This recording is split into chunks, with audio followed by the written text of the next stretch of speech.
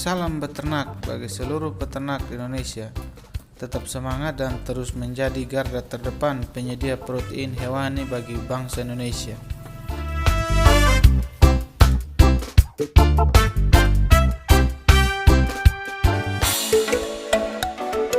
Pada video sebelumnya, saya telah memberitahu teman-teman bahwa silase itu merupakan pengawetan hijauan dan nutrisinya, sedangkan fermentasi merupakan pengolahan limbah pertanian dan pakan kering yang bertujuan untuk meningkatkan nilai nutrisi dan menurunkan kandungan serat kasar yang sulit dicerna oleh ternak.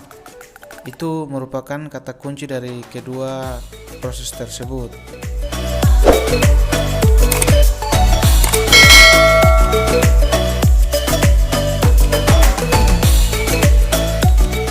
Seperti janji kami pada video sebelumnya, maka pada kesempatan kali ini kami akan mengulas perbedaan serta persamaan dari silase dan fermentasi, sehingga peternak-peternak tidak lagi keliru dalam menyebutkan atau mengaplikasikannya.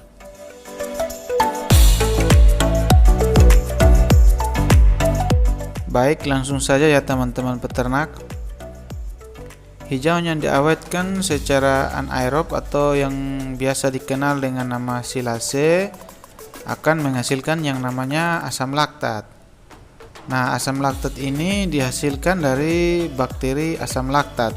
Bakteri asam laktat secara alami sudah ada pada hijauan makanan ternak, bukan pada pakan kering, sehingga dapat secara otomatis berperan pada saat proses ensilase untuk menghasilkan asam laktat yang berfungsi sebagai zat pengawet dan menurunkan pH atau menjaga kestabilan pH selama proses ensilase, sehingga dapat menghindari atau memusnahkan pertumbuhan dari mikroorganisme pembusuk lainnya.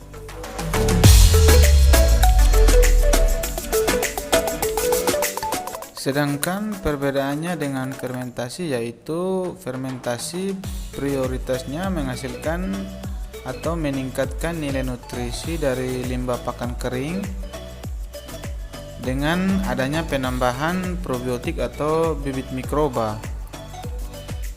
Nah, hal ini dikarenakan pada proses fermentasi anaerob pakan kering tidak terdapat bakteri asam laktat atau bakteri lainnya, karena bakteri tersebut telah mati oleh proses pengolahan bahan untuk menghasilkan komoditi utama atau hasil utama dari pertanian berupa bunga dan buah.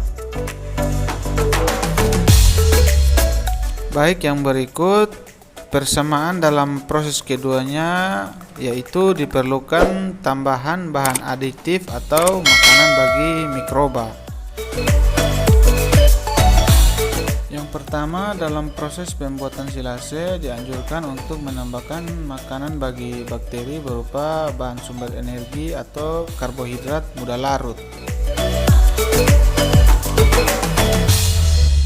Fungsi dari penambahan bahan sumber karbohidrat tersebut yaitu sebagai media tumbuh bagi bakteri asam laktat, meningkatkan perkembangan dan memperbanyak bakteri asam laktat, menambah bahan kering, mengikat atau mengurangi kadar air silase, membuat suasana asam pada silase, mempercepat proses ensilase, menghambat pertumbuhan bakteri pembusuk dan jamur, merangsang produksi asam laktat, serta agar bakteri tidak memakan kembali nutrisi yang ada pada hijauan yang diawetkan, karena akan menurunkan kualitas nutrisi dari hijauan yang diawetkan.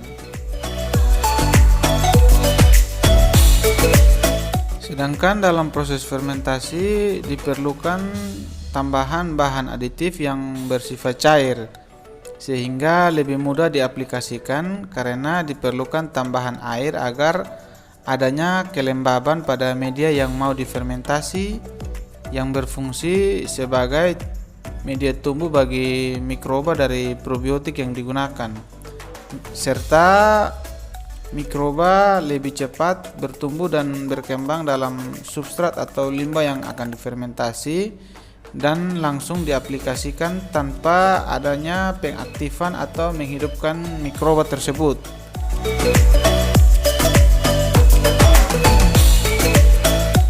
Mengapa harus menambahkan makanan atau bahan aditif? Ingat ya teman-teman, yang namanya sel hidup seperti mikroba juga membutuhkan makanan bernutrisi untuk berkembang dan melakukan aktivitasnya. Walaupun tidak terlihat oleh mata kita, namun ilmunya perlu kita tanamkan dalam pikiran kita. Bahan aditif atau makanan yang dapat digunakan dalam proses silase yaitu dedak halus, tepung jagung, bekatul, onggok, gaplek, dan molasses. Nah, penambahan bahan ini juga dapat berfungsi mengikat air selama proses pemeraman kecuali molasses.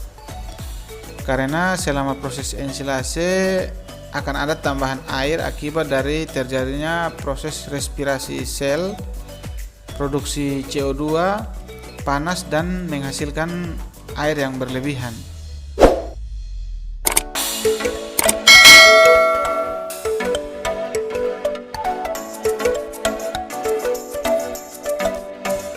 Sedangkan perbedaannya pada fermentasi dianjurkan untuk menggunakan bahan cair seperti molasses dan probiotik yang bersifat cair seperti EM4 serta tambahan air.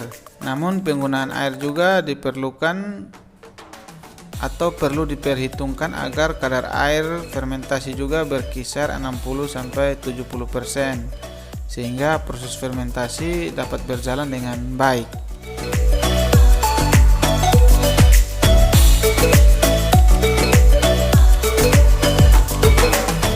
Kemudian pada proses fermentasi, penggunaan probiotik harus disesuaikan dengan tujuan dari fermentasi. Misalnya kita ingin menurunkan kandungan serat dan memutuskan ikatan lignin dari selulosa dan hemiselulosa yang merupakan karbohidrat atau sumber energi bagi ternak. Berarti kita harus menggunakan probiotik yang mampu menghasilkan mikroba dan enzim pencerna serat. Bisa juga menggunakan jamur dan kamir sesuai klasifikasi dan fungsinya.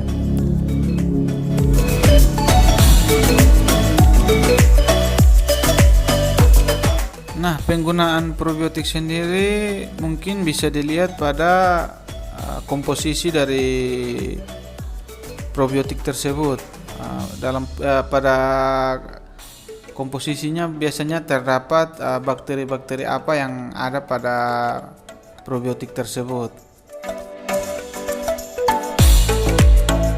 Sedikit tambahan bagi kita, apabila menggunakan probiotik berupa bubuk, maka perlu untuk mengaktifkan atau menghidupkan mikrobanya terlebih dahulu baru dapat digunakan. Kalau tidak menghidupkan atau mengaktifkan terlebih dahulu dan langsung digunakan, maka itu hanya akan membuang-buang waktu dan biaya karena tidak akan terjadi proses fermentasi atau penguraian nutrisi oleh mikroba disebabkan karena mikroba masih bersifat non-aktif.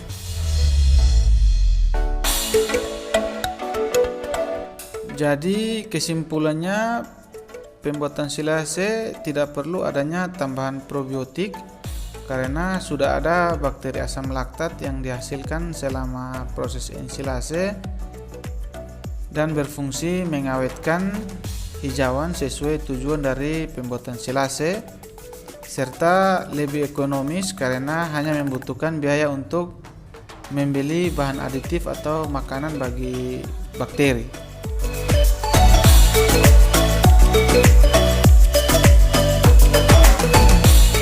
Sedangkan proses fermentasi dilakukan pada limbah pertanian yang nilai nutrisinya rendah dan bersifat kering, sehingga perlu ada tambahan probiotik, khususnya probiotik cair, sehingga dapat mengurai komponen bahan anorganik menjadi bahan organik atau nutrisi. Namun perlu diperhatikan level penggunaan bahan aditif, level kadar air, dan lama waktu proses ensilase dan fermentasi, serta tingkat kepadatan bahan yang difermentasi. Pada kedua cara tersebut membutuhkan waktu pemeraman atau sama-sama difermentasi.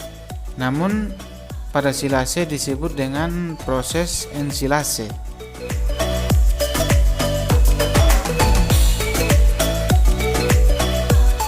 Mungkin sekian dulu ilmu yang dapat kami bagikan, kurang lebihnya mungkin dapat ditambahkan oleh para master di luar sana sehingga dapat menjadi pelajaran juga bagi kami.